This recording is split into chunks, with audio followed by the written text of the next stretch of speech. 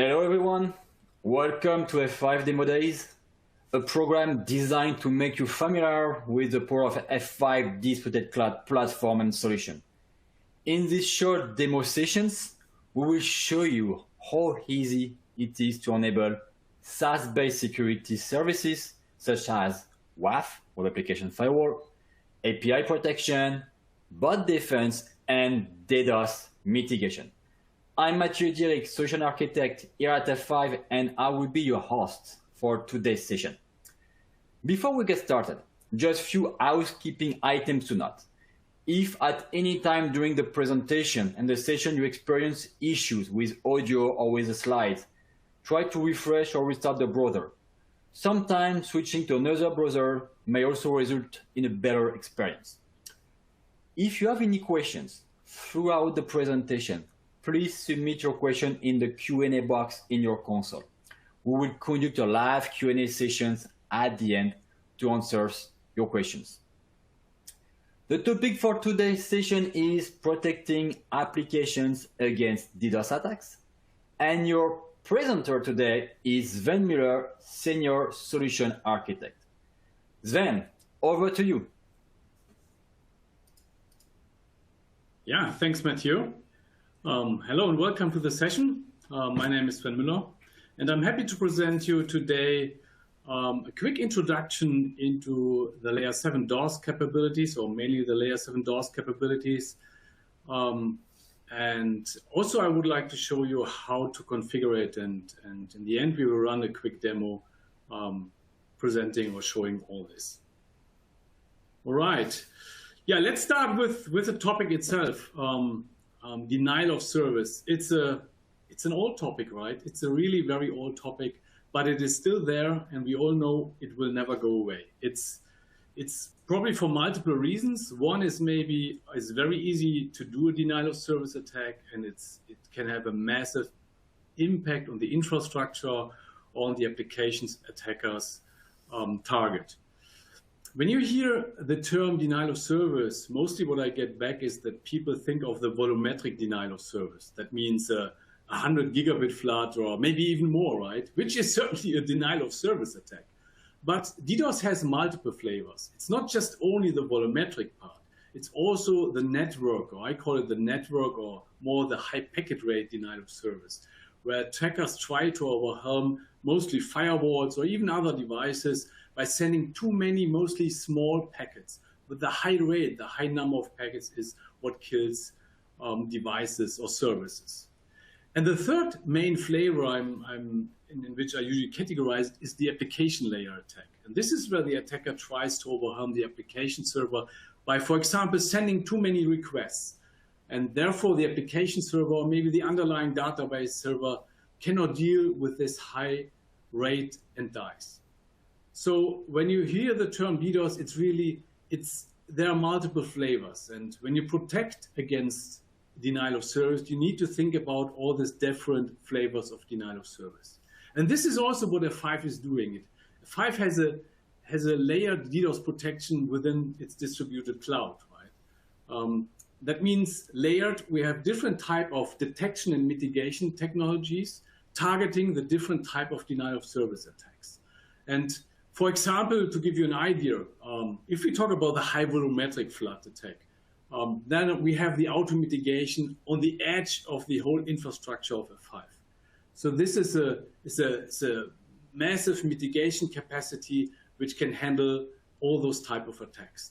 And when we talk about the volumetric or the high packet rate denial of service, this is something which is always included when you use the distributed cloud. So as soon as you expose your application, as an example, to the internet via the distributed cloud, you're already protected.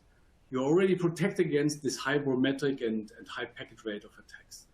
But there are also other type of technologies where you may need some very customized DOS rules, where you need deep packet inspection, where you need to have the positive aspects of a full proxy architecture. This is something you can also use within the F5 DDoS protection. To give you a little bit more insight how that basically looks like. I mean, it's a worldwide network, right? And here you can see a quick picture of where we have the different locations. It's a massive network. I think the current mitigation capacity is more than 12 terabit per second, but that is something which is continuously increasing, right? And you may know, right now we obviously offer two denial of service services. One is the Silverline, something you're probably already familiar with, and the new one is the distributed cloud. Both offer denial of service protection. What happens with both of them is they will merge into one. That means Silverline will merge by time. This is something which cannot happen just from today to tomorrow, right? It takes some time, but the Silverline mitigation, the Silverline service will merge into the distributed cloud from F5. So in the end, it will be one. Right now, we indeed have two offerings,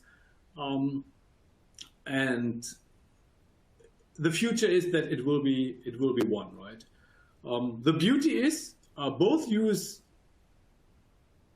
the same, partially the same technology, but also new technologies.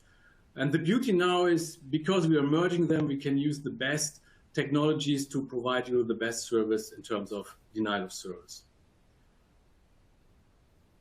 Let's talk about the layer 7 denial of service, the application layer DDoS. And this is the part you can configure within the distributed cloud. It's something which comes with the WAF offering. So as soon as you choose the WAF offering, you will also have the possibility to protect against the application layer, against the HTTP flood attacks. And here we have different type of mitigations. We have service policies where you can combine multiple technologies and use that as a template for multiple services.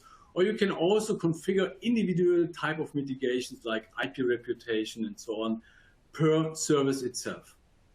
Just to mention it quickly, IP reputation is something you probably know. Here we protect, or we have IP addresses, networks, group based on the reputation. We group them into categories like bot defense, spammers, Tor proxies, etc., right? And you can configure actions based or per category. You can configure individual DDoS mitigation rules, and that's something I want to do within the demo in a few minutes. You also have the option to do rate limiting, right? That you can configure specific rules and you say, hey, I don't want to allow more than a certain number of requests, get requests, post requests. It's very granular and you can configure that one. The one which is primarily an interest for the upcoming demo is the DDoS detection. We call it the time series detection.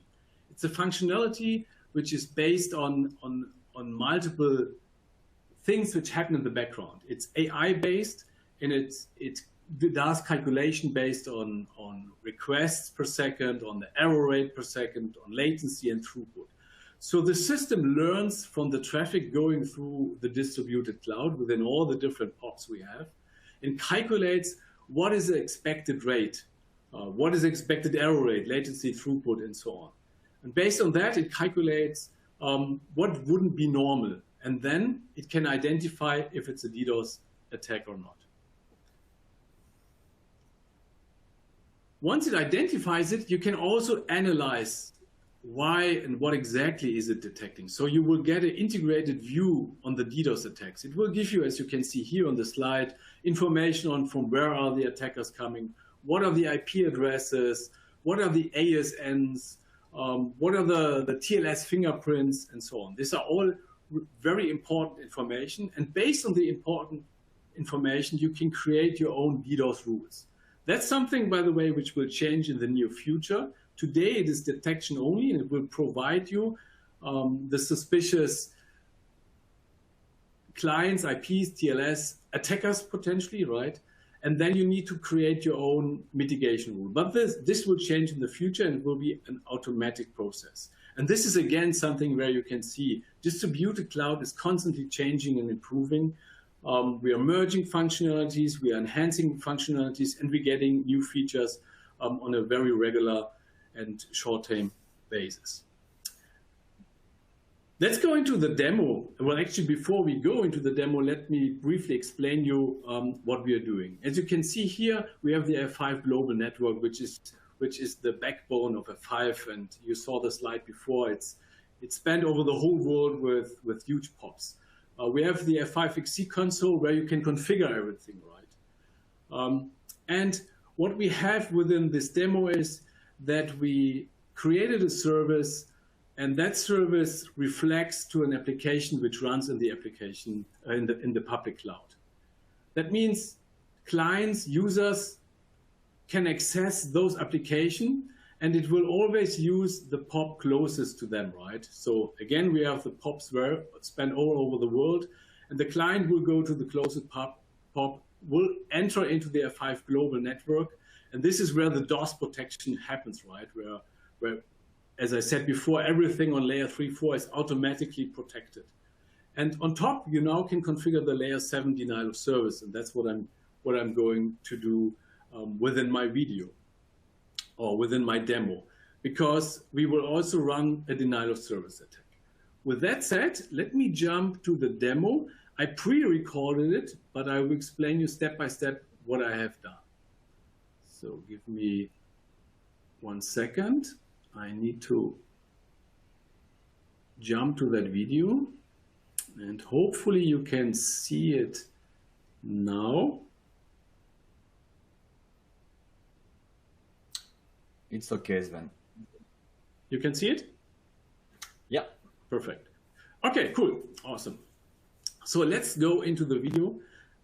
We log in, and that's something I guess you're already familiar with. With the sessions we had before, we explained the different the ways how you can configure all that stuff. I will not dive into that one. I will really explicitly go to the DDoS part and explain you how that one works. Once I'm logged in, I get to this Common Services Overview page. And I usually go via the distributed apps, which gives me a nice overview on the different configurations I can do. You see on the left side, I'm right now in the default namespace. That's the one we use during all the sessions, right? So with every session, we added another functionality. We added another protection to the service we have exposed to the internet. And the service you can see here, this is the F5XC demo load balancer, right? And it points, it has a domain name, and that domain name is what we can query within the browser. And that's what I'm doing here. I just want to check if the application really is running. Hey, and it looks good, right? I can access the application, which is great. The next step is, let's go and look into the configuration. Here, I click on Manage Config, Edit Configuration. I'm just doing it to give an overview how it looks like when you go there. But again, I think you're familiar with that one. What we see here is the domain name, the sentence.f5. It's SSL protected. We have a backend server here. And I'm scrolling down now to the security configuration. And here I'm just highlighting the different type of configurations you can do. Again, within the demo, I'm just using one, the time series anomaly detection. Not the other ones, the rate limiting stuff, etc. I choose the smart one where we use the AI, the machine learning in the background. But not to forget, you can configure service policies where you can group a bunch of techniques together and add it to your service. If you talk about denial of service, IP reputation is another one. Again, where I said we can block based on the reputation of an IP address. This is usually also a very effective way of blocking potentially bad requests or clients upfront. So, but it's disabled within that demonstration. Let's scroll down a little bit more, and then we will see, yeah, there's the rate limiting. We can do rate limit in order to protect our services, but it's disabled as well.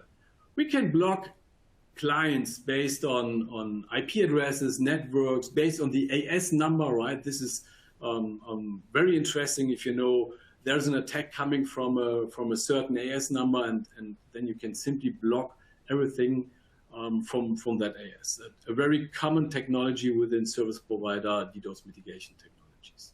We have the DDoS rules, and this is where, again, you can configure based on IPs or networks. And this is exactly what I'm going to use within that demo. I use the time series anomaly to identify and detect the attackers, and then you will see how easy it is to create such a DDoS mitigation rule out of this detection dashboard. So right now, nothing is configured here. The only thing which I enabled is the DDoS detection, the time series anomaly. And all you need to do here is enable it. There's nothing else you need to do, right? You only have two options, disable or enable. How easy is that, right? And once it's enabled, it starts to work. It starts to process in the background, starts to learn from the traffic, so it can make decisions and identify if you're under DDoS or not. Once we go to this load balancer page, you get already a bunch of information. Is traffic running on your web page? What is latency rates, request, error rate? You already got a lot of interesting information if you run services, right? In my case, as I prepared the demo, so that's the reason why the DOS detection was already enabled. So I have traffic running in the background because it takes a little bit time to learn from the traffic, right? It's not ready as soon as you just hit enable. It takes some time, right? If we go to the security monitoring dashboard, you get a bunch of information here, very interesting and relevant security information. The only one I'm looking into is the DDoS one. And it shows 0 because right now we are obviously not under denial of service attack. In order to get traffic, I have created a bunch of scripts running in the background, creating traffic. I try to make it realistic, so I use different user agents, I use different rates, different sources, etc. And this is what you can see here. Just to give you an idea, there's some traffic running in the background for a while so that the system can learn. And that we have traffic, you can also see that in the security monitoring if you go to requests. You can see, yeah, obviously, it's not a constant rate, it's changing. It also gives you information per request, right? This is where you can see the mouse right now. The time, the client IP address, the response size, and so on. I think very interesting, of course, is the country, from where is the request coming, and the TLS fingerprint, which is a very unique information, right?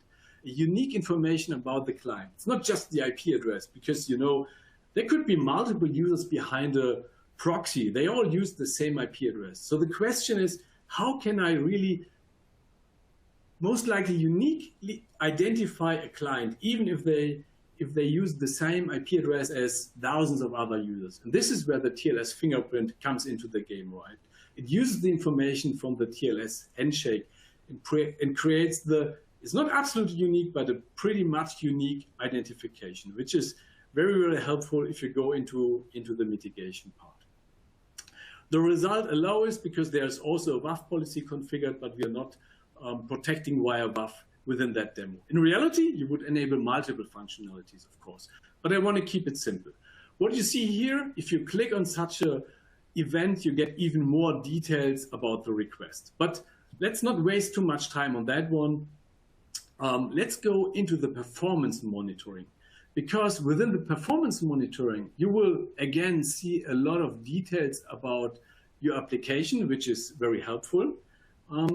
But there are even more detailed information, like the metrics. And this is relevant or especially interesting if we talk about the time series anomaly.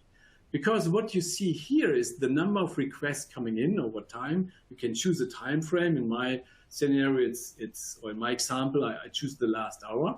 But it will also give you the confidence interval. And when you see the number of requests, this is the dark blue line, right? And in the background, you see there is something a little bit lighter, and that's the confidence interval. So for the moment where I'm highlighting, I can see a request rate as a little bit more than 5 requests per second.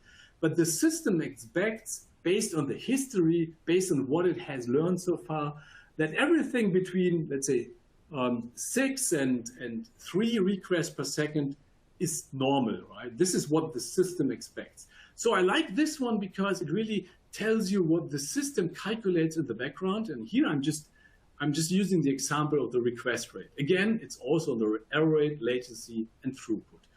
It gives you that information, which is pretty interesting, because I always want to know, hey, at least from a high-level point of view, right, what's happening in the background. And this is what the system tells me. So very, very nice. Okay, but now the idea is to change that, right? Let's run an attack. And let's see what the system does with that one. So let's change it. And here you can see I prepared a few scripts to run DOS attacks. I'm using 2 source IP addresses.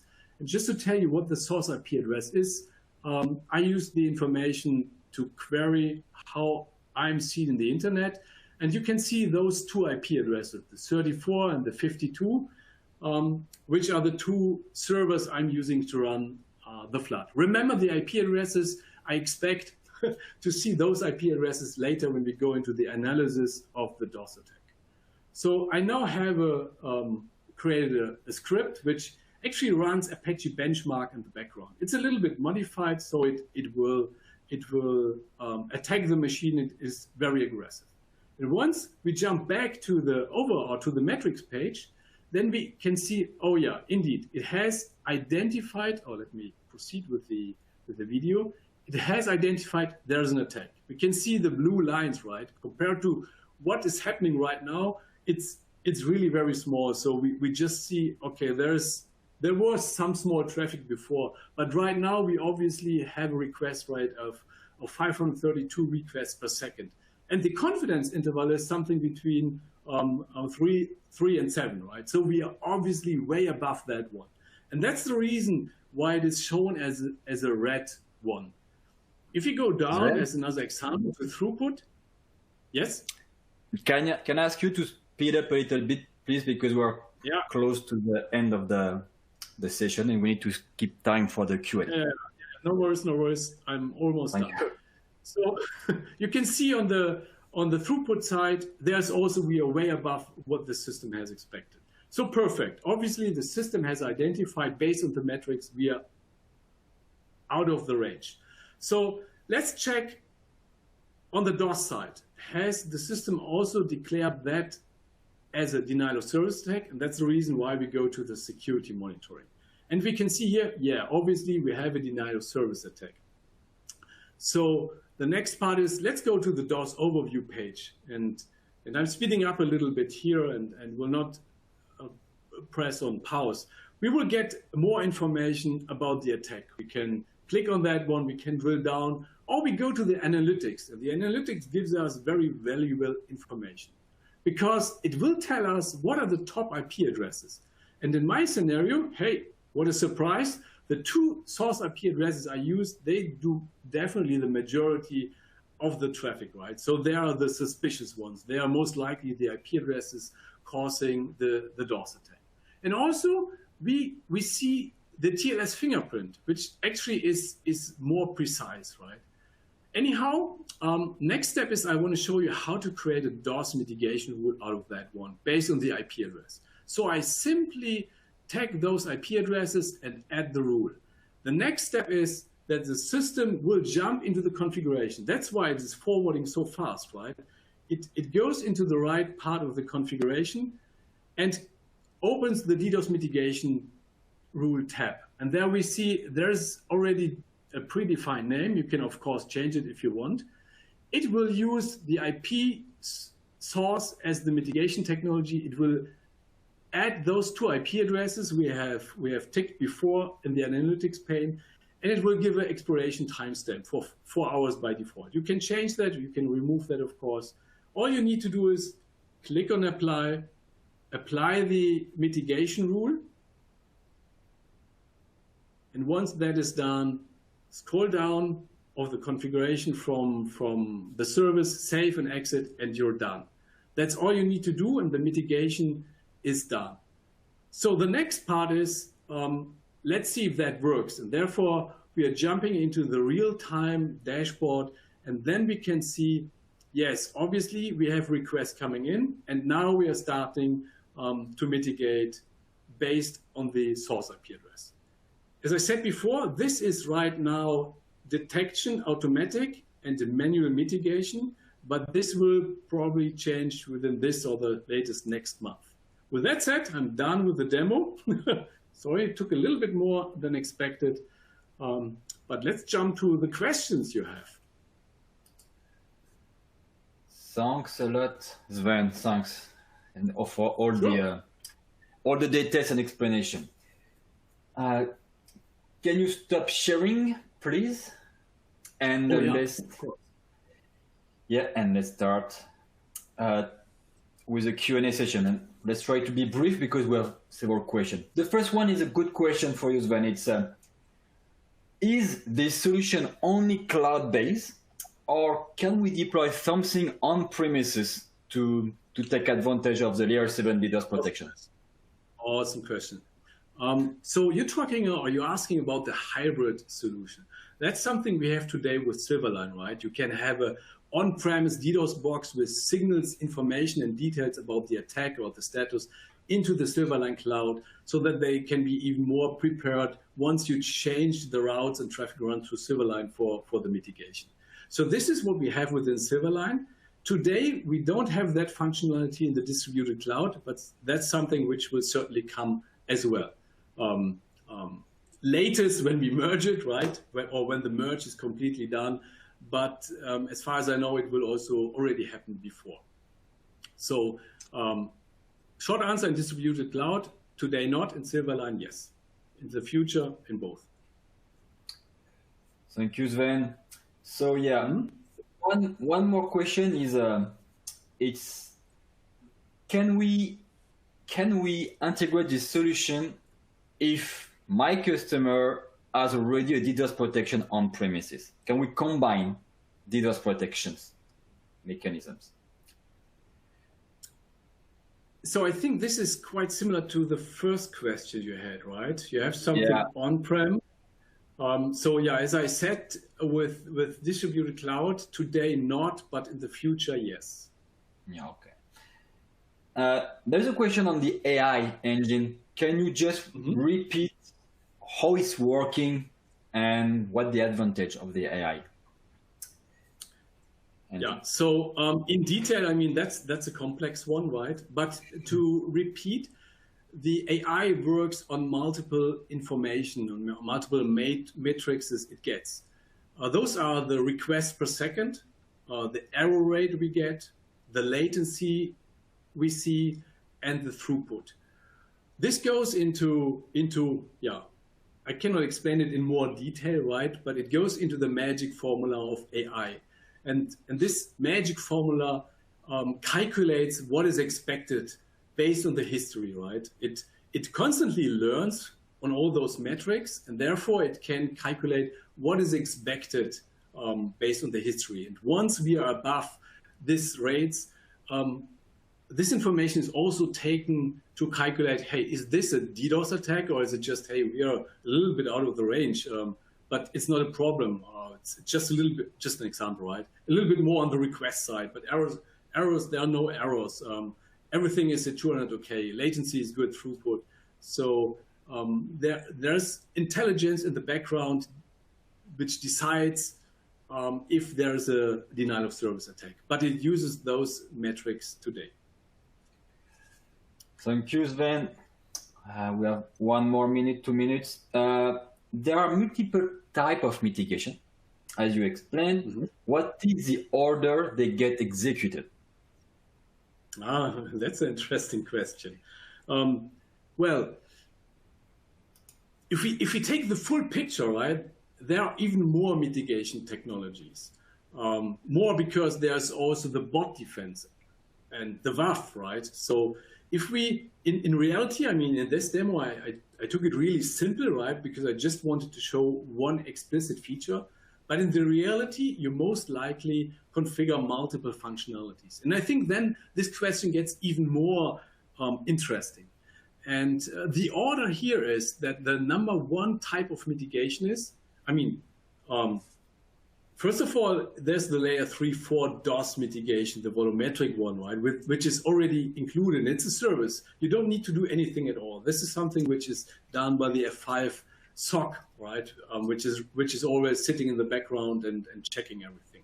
But from the part you can configure, there's another functionality. And the #1 in the hot chain is, it's called fast ACLs.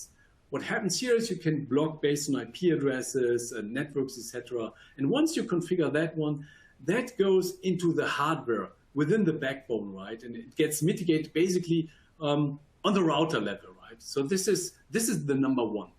The next is the service policies with all its functionalities, with the allow, the deny list, the IP reputation, the rate limiting is the next one. And after that, the bot defense would kick in. And after the bot defense, if you have buff security rules, if it's a SQL injection, whatever attack, right, then that one would get would kick in and stop the request. The time series anomaly, now that's a little bit orthogonal, I would say, because it uses the different metrics, and whatever comes through the enforcement or rate enforcement engine will go into the calculation of the time series anomaly. And that's from a high level point of view, I would say, what the order is for the different mitigations. Thank you, Sven. We have time for one or two more questions. I have an interesting question, and I'm curious to know the answer. It's the question is how to prepare the base level, the baseline, as you explained, when the traffic is not on the 7 days of the week steady and stable. Let's say on Monday, on Friday there is a Black Friday event. Okay, on a Monday there is a sales promotion event, and unfortunately every Monday there is a spike or a huge increase of traffic. Can the system even learn and create his baseline? Yes, that's what with the time series anomaly should happen. This is where the machine learning kicks in, right? It learns, and if you have repeating events or an increasement of traffic or a periodically increasing of traffic, it will learn that one. And this is why it does also not only use the request rate, right? All the other metrics as well, which help to make the decision, hey, this is an attack or it's not an attack, and we need to adjust the baselining or even not, right? And it's also, I mean, if you're under attack, right, this shouldn't go into the learning of the baseline, right? So the system is smart enough to distinguish here and to keep that out of the calculation. So the answer is, even if there are changes, I mean, if they repeat, but if it's like in my demo, right, if it's a massive impact, which certainly does not fit into what the system has learned, and it has an impact on latency, etc., that's the point when the system claims it as a DOS attack. I hope that answers the question. Yeah, and it's crystal clear.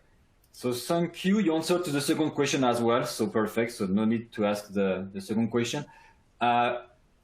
That's all we had time for today. Okay. So for the last question we didn't get to, we will contact you directly. Okay. We have a bunch of questions. So with that, we conclude this session of F5 Demo Days for today. We would like to thank you for joining us today, and thanks a lot to Sven. It was nice, clear, nice demo. And thanks for answering all the questions. Look out for an email from us, okay, with a link for the recording of the today's session. And we look forward to seeing you very soon for the next Demo Days sessions. If you haven't already, please take a moment to complete the brief survey, okay, which will also pop up when the session will end.